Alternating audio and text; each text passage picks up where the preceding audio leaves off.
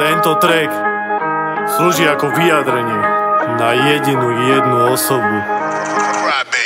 Poviem ti jedno, ja sa nemám čo od teba učiť. Môj prejav nesú, lebo dojde na vybité zuby. Keby som chcel, tak tá zvečen kože dá na ruby. No netrápiš ma ani ty, ani tvoj pokus hudby. Robíš to od malička, sorry, nic som nepočul. Čo ty môžeš vedieť o tom, čo je zažiť temnotu? Zažil som veci, ktoré ma dostali na nohy zo zeme.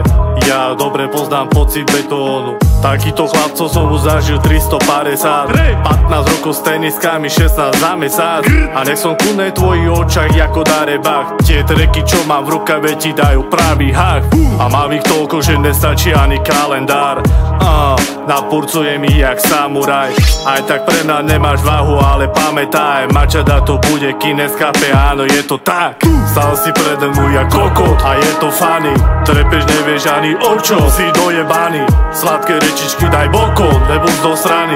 Hlave som mal, jak by som ti ťapol za 3 rany.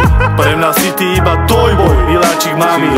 Neverím, že už robíš hudbu, odkedy si malý. No tak poďme do štúdia, tak sa ukáž. Moji chlapci robia hudbu, ty to iba skúšaš. Malý Macik, Ježiš Mária. Ty šaško jeden chtelnický. Úspech sa neráta na základe počtov, views.